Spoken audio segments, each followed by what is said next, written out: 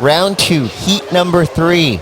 We kind of started alluding to the world title ramifications yesterday, and here it goes. Courtney Conlogue, of course, in that yellow jersey going up against Meah, and she won a super stacked trials event yesterday morning to get into this main event. So here we go, CT action starting with Courtney Conlogue. Well, like we mentioned during the break, we see Courtney Conlogue, our Jeep Leaders jersey wearer, in her hometown, at her home break, just high-fives the peer there, just looks so comfortable in this lineup. And like we mentioned, the danger of the wild card, Meah Collins. Great form on this mid-range wave. You see out the back, Courtney Conlogue keeping a close eye on her competitor. In a contest jersey.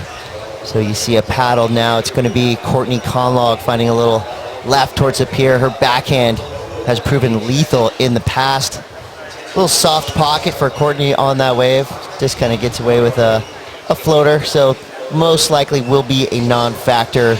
But the scores on those first couple of waves, big, leaning in Courtney's favor. An 8.0 for Courtney Conlogue's first wave. Meah Collins gets a 4.0. Maybe a little shocked to see Courtney go down, but the performance of Sage Eriksson had to be one of the highlights from yesterday.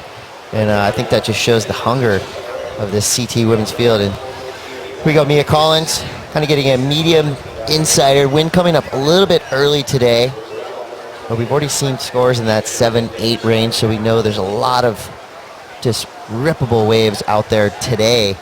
So I'm hoping that we see some fins flying in this women's CT event. I'm sure we will. Waiting to pounce on something. Yesterday she still had some beautiful maneuvers that she was able to do, and Meah Collins really starting to get her groove, find her groove here at the US Open. Just one turn, looking for the foam climb, petting the kitty.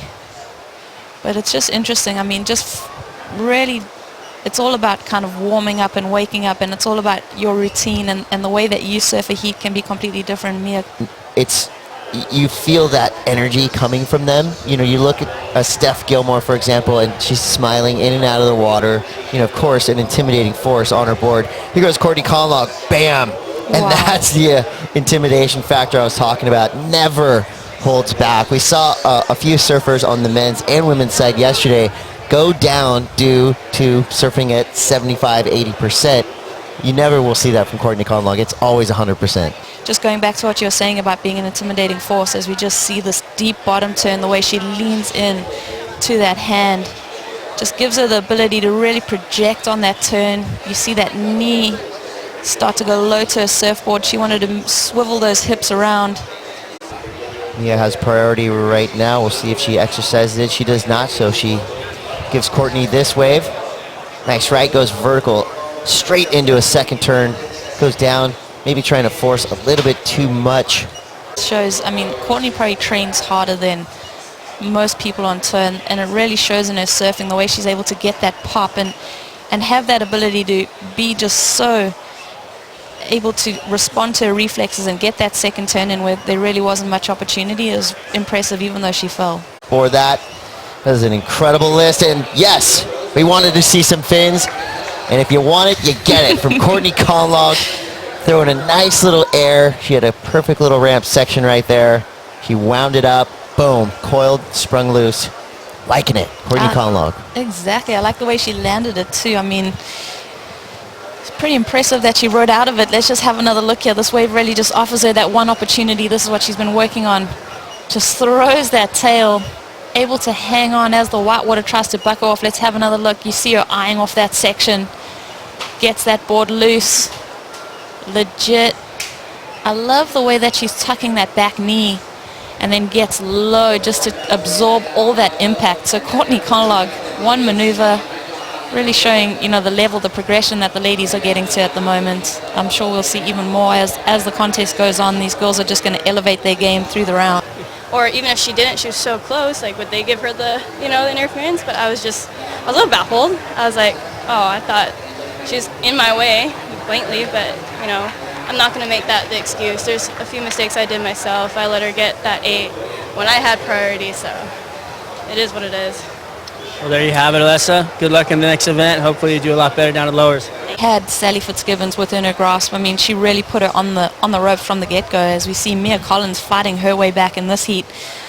This is just showing some fire from this young girl. That turn right there, really that form that she carries is pretty impressive for such a young surfer. Yeah, nicely placed turns right there. That brings her out of the combination spot, a 6.07. So we've got a fight on our hands, and here we go. Courtney Conlogue, nice opening, hacking turn straight back into the whitewater. Another beautiful snap, but overpowers the end section. Just maybe try to do a tail slide instead of full reverse. Yeah, I mean, that's the flip side of the coin here. We don't want to see safe surfing from Courtney, as we see her just wind up into that full carve. She's just so, you know, just, you mentioned that overpowering of the wave, just gets that tail behind that power section and is unable to really bring that one around. So definitely there was a little bit of a mistake. So looking at the field, I mean, Laura Enova, she could do really well here. Bianca Batendach, that's so surprising that she's got so few points or projected points, because she has just done so well here in the past. I think she maybe made quarters or semis here last year. Not 100% sure, but I remember her going quite well in this event. So you got to pick that person that's going to, you know, just go all the way for you and gather all those points if your friends haven't put them on their teams. Yeah, that's the thing. If you had picked Joanne DeFay in Fiji, you would have been looking good. This was a quick ride from Meah Collins. A couple well-placed snaps for Meah. Yeah, definitely. I mean, she's really starting to build her momentum in this heat, which is important for her. She got out of that combination situation. That's good to know, because there's nothing more daunting than hearing the beach announcer tell you that you need a combination of two rides. A relatively slow heat, but high scores nonetheless. Exactly. We were so ready to watch Courtney Conlogue in this round 2, and she came out with a vengeance, getting this 8-point ride pretty much off the bat. So definitely making her intentions known. That aerial maneuver, Courtney just throwing it all on the line, able to step out of that one even after an awkward landing. Meah Collins fighting her way back out of the combination situation. I'm definitely impressed with the poise that I'm seeing out of young Meah Collins. There's no nerves with Meah Collins right now. You can tell she is totally taking the fight to Courtney. With 4 minutes to go, Courtney Conlogue holds priority. We'll see if she chooses to exercise it. Definitely making an effort in this wave, and she's up. Going left towards the pier, opens it up. Quick little backside snap. Good section in front of her. Another big backside turn for Courtney Conlogue. He disappears into the pier. She surfed through that pier a million times. You could tell right there. It was like it didn't even exist. She just kept her line going through the pier.